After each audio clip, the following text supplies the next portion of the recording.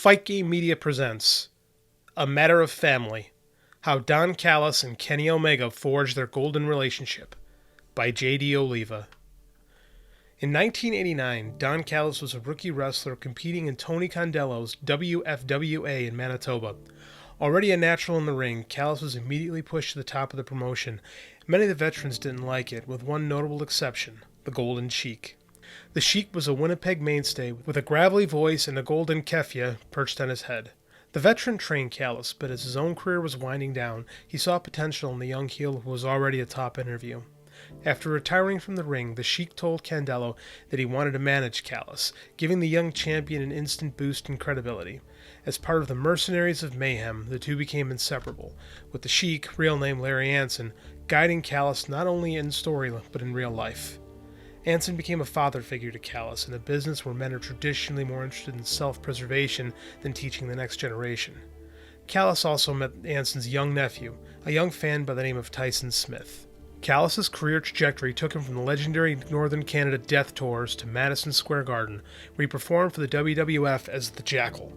After leaving the Federation, Callis joined ECW and Paul Heyman, providing color commentary alongside Joey Styles on its TNN program. After ECW folded and a chance to become the color commentator for the Eric Bischoff-led WCW rebrand fizzled, Callis joined TNA. It was around this time when Callis caught word of a young grappler who had made something of a name for himself back home in Winnipeg.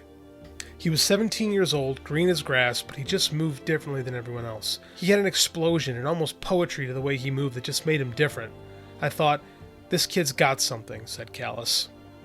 The kid's name was Kenny Omega. Under Callis' advice, Omega ditched the mask he'd been working under. Callis, remembering how the Golden Sheik helped steer his early career, forged a quick bond with the youngster. While booking his shows in Winnipeg, Callis used Omega, trying to get the talented young grappler to show more of his natural personality.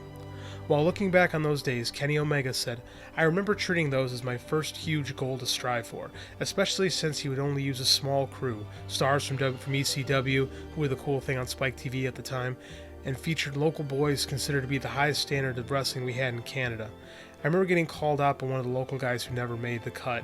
'Why are you using this young kid who's greener than goose shit?' Don's reply, 'Because I'm looking for guys that can bring it.' Hearing that started to forge this double-edged sword of my style. Very self-destructive at first, but thankfully less so as time went by and I developed as a performer. Don having faith in me helped with a lot of my self-confidence, though, and gave me a starting foothold when I was struggling to find my own identity in wrestling." Omega left for a short stint in the WWE-affiliated Deep South Wrestling before heading to Japan to find himself in DDT.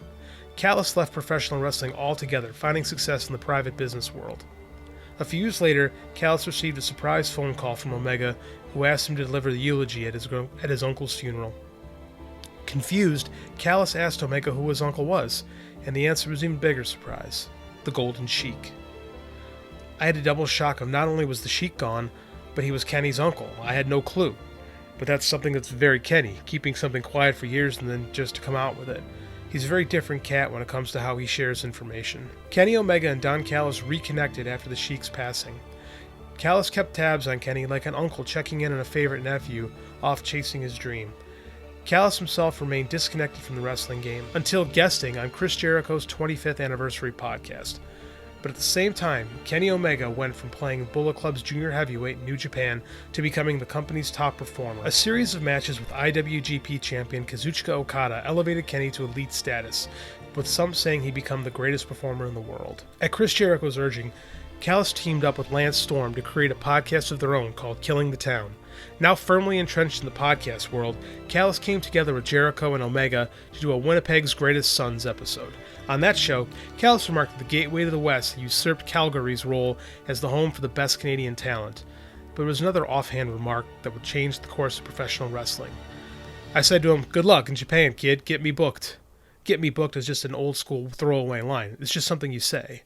Omega had been trying to get him booked as a color commentator on New Japan's English broadcasts. The New Japan office felt that Omega having his own commentator would add weight to the character, especially during the Okada rivalry.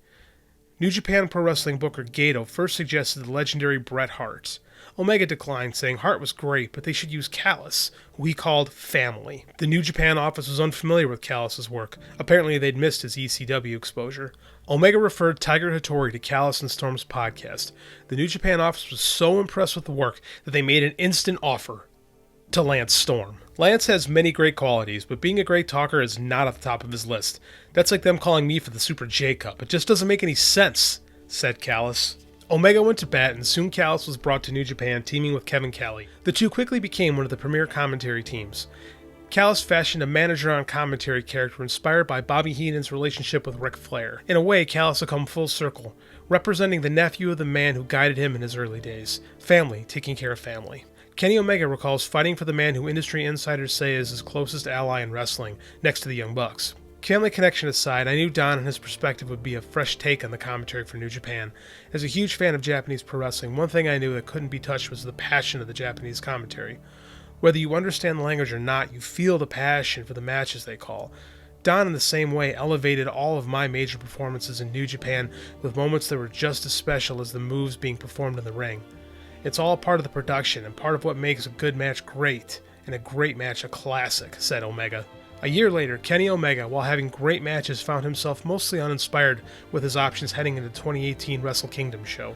I'm sitting in the hotel lobby in Japan thinking to myself, how can I help Kenny? Callis recalls. Then I start thinking, Jericho. Chris Jericho had said on numerous times that he'd only work with Vince McMahon, but found himself in a malaise after a popular WWE comeback hit a creative wall. Callis called his longtime friend and pitched a scenario. What about headlining the Tokyo Dome with Kenny Omega, two guys from Winnipeg, with me calling it? And Chris said, I love it. Jericho and Omega planted seeds for the match, which seemed impossible on Twitter, with both men arguing but agreeing that nothing could ever happen. Until Jericho made a surprise appearance at the World Tag League final, attacking not only Omega, but his longtime friend Don Callis. Jericho would make his first appearance outside of the WWE ring since 1999 as part of a double main event for Wrestle Kingdom 12. Fans who had never seen the New Japan product were suddenly hungry to watch a WWE legend compete against a man dubbed the Best Bout Machine. New Japan's Takaki Kidani said they hoped to get 30,000 people in the Tokyo Dome. When tickets went on sale, the company was shocked to see how many were purchased from outside of Japan. Kidani said it was like nothing before in the Japanese pro wrestling world history. The match was such a draw that New Japan had to open a new block of tickets the day of the show. The match did big business, spiking not only ticket sales, but reportedly adding tens of thousands of New Japan World subscriptions to see a match that earlier that year would have been considered impossible. According to Chris Jericho, AEW's Tony Khan remarked that that match, which more than lived up to the hype, was an inspiration for his company's formation. Don Callis, the invisible hand with the MBA who had engineered the entire angle, sat back in commentary like a proud father, watching his protege and best friend battle in the biggest show of the year. In the month leading up to Wrestle Kingdom, Omega had worked a small indie show in Winnipeg. To his surprise, Omega told Callis that he wanted him on the show. Not just to cut a promo, but to actually wrestle against him. To the shock of the tiny crowd crammed into a dingy bar, and to New Japan's chagrin, Omega lost to Callis. I asked him why he would possibly want to put me over. It doesn't make any sense. He said, I'm asking you as a favor, as family. Will you do this for me? What am I going to say? I love the kid. Fine. Let me find my boots. That was Kenny and I just having fun, Callis recalled. In the aftermath of Wrestle Kingdom 12, Callis himself became a hot commodity again in professional wrestling. With him and Scott D'Amore taking over the reins of Impact Wrestling, I'll say this, if AEW had not come into play, Kenny Omega would have come to Impact Wrestling. Not that he ever agreed to, but it's something that Scott D'Amore and I would have made happen. This past Saturday, Callis made a surprise appearance at AEW Full Gear, commentating in the opening match between Omega and Hangman Adam Page. Callis was visiting Jericho in Florida, and both men's urging, he attended the show. The night before, Omega asked Callis to step back into the commentary booth. The Impact Wrestling higher-ups worked out a deal with Callis and Tony Khan to make sure the details worked, because as Callis says, family trumps business 10 times out of 10. Though it was largely unplanned, Callis easily slipped back into the role. His commentary added an element lacking from some of the former Cleaners AEW matches. It just sounded right. Kenny Omega wants to change things. He wants to change the wrestling business. He wants to create art. While Callis enjoyed calling one more Omega match and was overwhelmed with the positive reaction to his commentary, his job as Impact Wrestling's executive vice president would make it nearly impossible to make a return to AEW, making his Full Gear appearance even more special for Omega. Callis makes special mention of the one wrestling piece that Kenny Omega always carries with him. AEW fans got a glimpse of the item Callis referred to during a recent episode of Dynamite in an interview with Tony Schiavone, a sepia-tone photograph of the Golden Sheik and the natural Don Callis, a picture of his family. Kenny and I laugh about this, the whole use of the word golden. Kenny came up with that for him and Kota Ibushi as the Golden Lovers, and I took it for the Golden Announcer. In actual fact, the whole thing goes back to the Golden Sheik, my trainer, my manager, Kenny's uncle. So Kenny and I are inextricably linked and intertwined from a family and a business perspective. That's how far back we go. Support the Fight Game Media Network on Patreon.